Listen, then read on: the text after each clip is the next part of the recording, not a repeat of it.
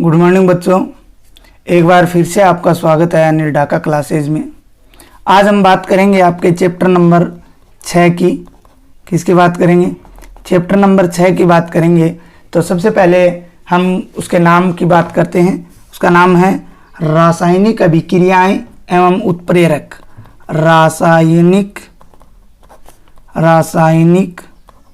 अभिक्रियाएं एवं उत्प्रेरक। रासायनिक अभिक्रियाएं एवं उत्प्रेरक की हम लोग बात करेंगे। देखिए, केमिकल रिएक्शन एंड कैटालिस्ट की अगर बात करते हैं तो इस चैप्टर के अंदर हम केमिकल रिएक्शंस, रासायनिक अभिक्रियाओं एवं उत्प्रेरक की जो है विस्तार से बात करने वाले हैं। और इसमें अभिक्रियाओं के बारे में पूछा गया है।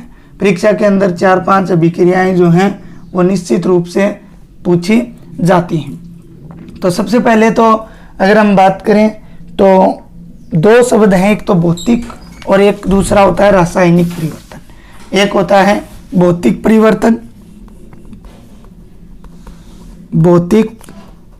परिवर्तन और एक होता है रासायनिक परिवर्तन। एक भौतिक परिवर्तन और एक होता है रासायनिक परिवर्तन। हम बात करते हैं इनकी परिभाषा की। तो देखिए, भौतिक परिवर्तन क्या होते हैं और रासायनिक परिवर्तन क्या होते हैं, इनकी अगर हम बात करें तो कुछ पदार्थों में ऐसा होता है कि परिवर्तन का कारण हटाने पर पुनः वो उसी पदार्थ में बदल जाते हैं। तो ऐसे परिवर्तन को तो भौतिक परिवर्तन बोलेंगे। और अगर कुछ परिवर्तन ऐसे होते हैं जिनमें पदार्थों के संगठन ही बदल जाते हैं और नए पदार्थ बनते हैं, तो उन्हें क्या कहा जाता है? रासायनिक पदार्थ जो है वो कहा जाता है। सबसे पहले हम भौतिक परिवर्तन की बात करेंगे। फिजिकल चेंज की अगर हम बात करेंगे, फिजिकल चेंज जो है उसकी बात हम लोग करेंगे कि क्या होता है। तो देखिए, फिजिकली चेंज की अगर बात करते हैं तो ऐसे परिवर्तन जिनमें पदार्थ के भौतिक गुण तथा अवस्था में परिवर्तन होता है। ऐसे परिवर्तन जिनमें पदार्थ के भौतिक गुण, कैसे गुण? पदार्थ के भौतिक गुण और साथ में अवस्था में परिवर्तन होता है। किसमें परिवर्तन होता है? अवस्था में परिवर्तन होता है तथा रासायनिक गुणों में कोई परिवर्तन नहीं होता है। रासायनिक गुणों में जो है वो कोई परिवर्तन नहीं होता है। क्या कहलाते हैं? भौतिक परिवर्तन कहलाते हैं। फिर से सुन सकते हो परिभाषा। ऐसे परिवर्तन जिसमें पदार्थ के भौतिक गुणों व अवस्था में परिवर्तन होते हैं जबकि रासायनिक गुणों में कोई परिवर्तन नहीं होता है, क्या कहलाते हैं? भौतिक परिवर्तन कहलाते हैं।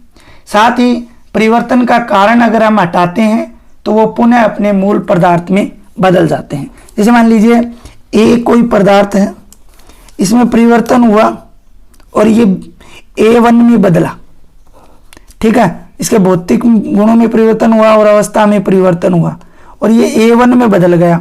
अब इसको ये कारक जो हटा लेंगे जिस कारण ये बदला है, उसको हटाने पर ये पुनः किस में बदल जाएगा?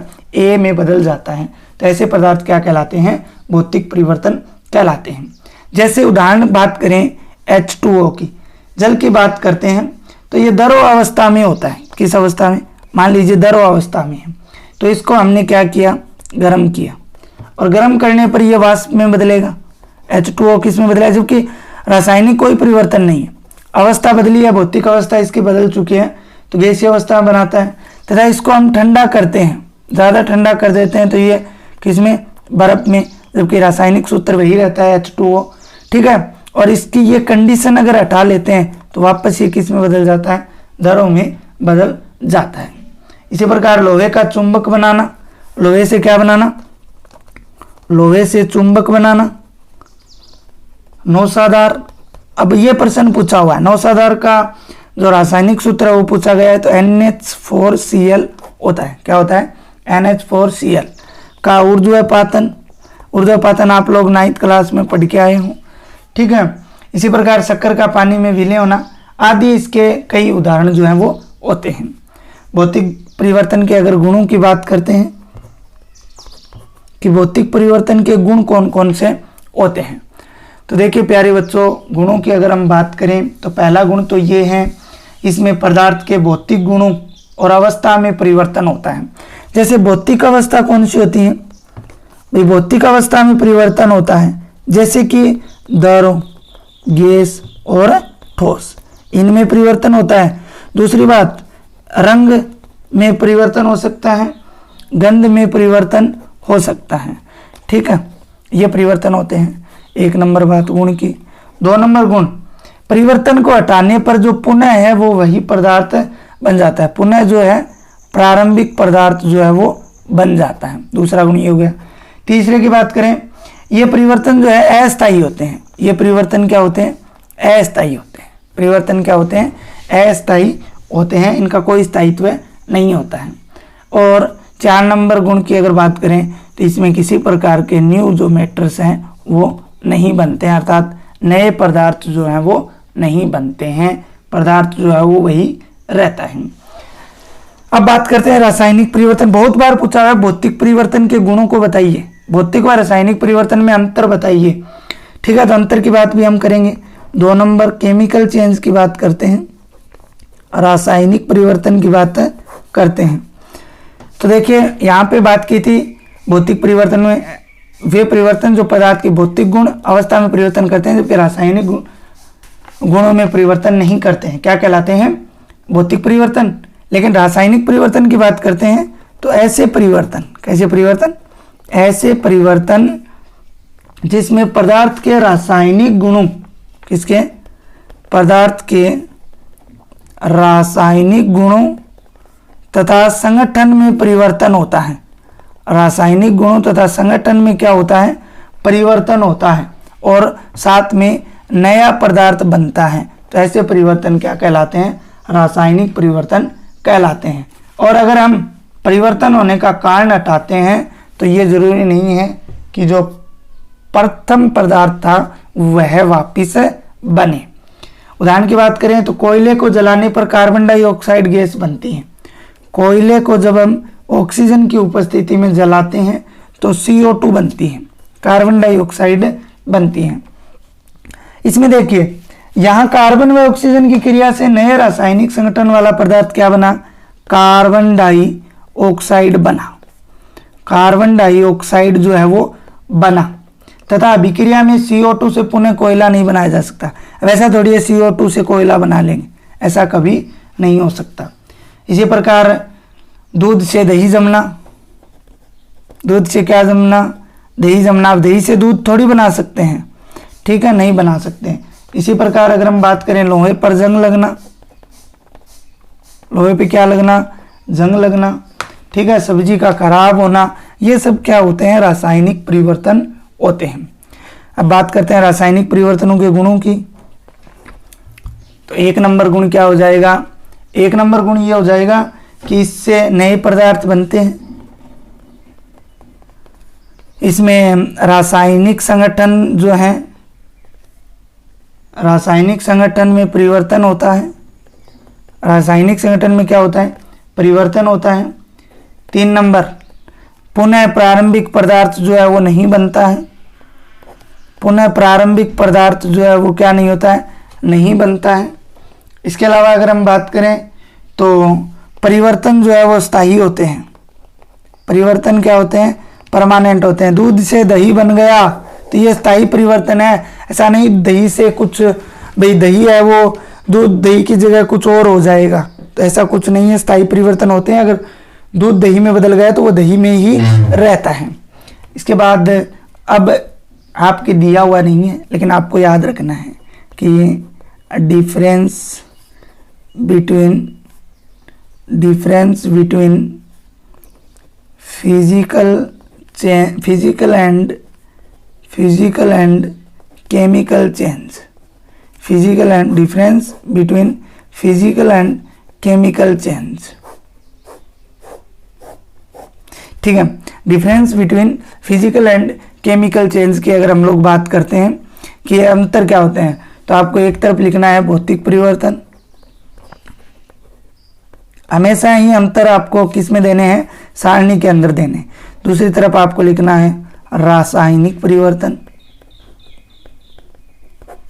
सारणी बनानी है इस प्रकार से, पूरी बंद सारणी होनी चाहिए।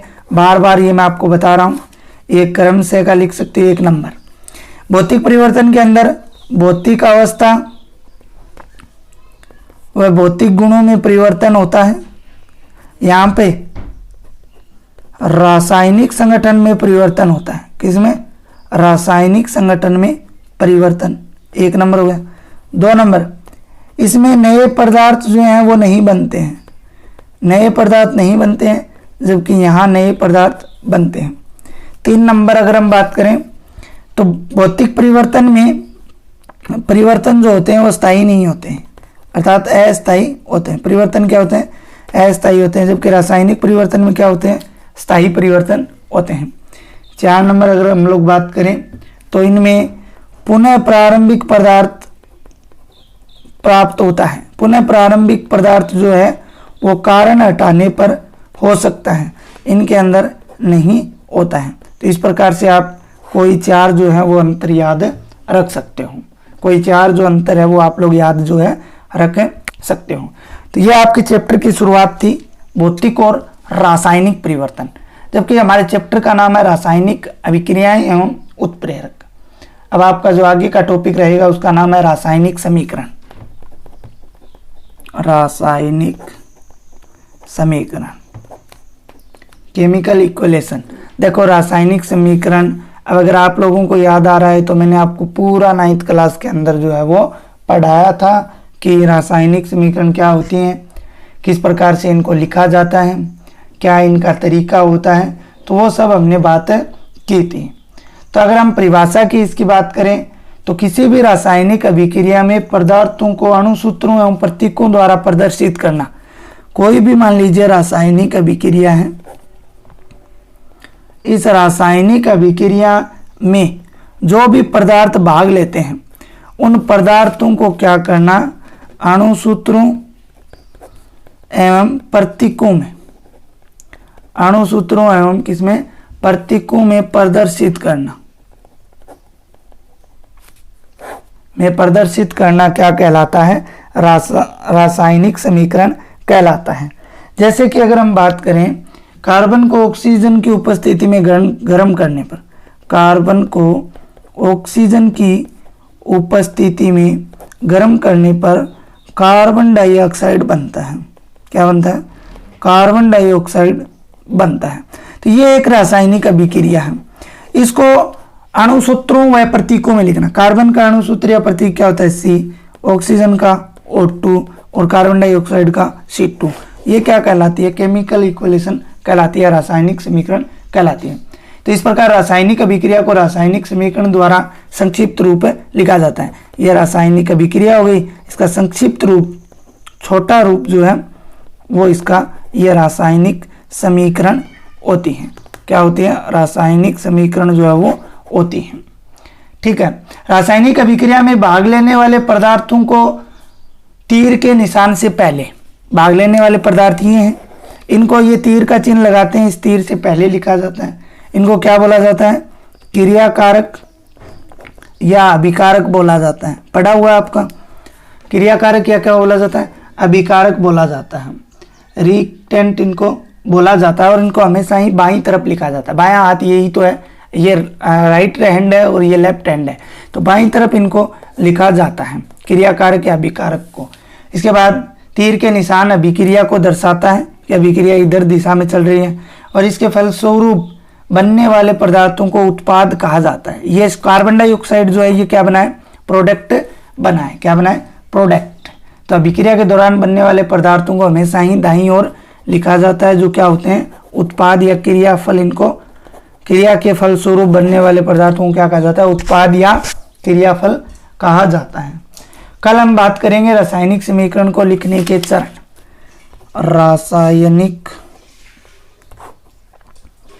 समीकरण को लिखने के चरणों की हम लोग बात जो है वो करेंगे।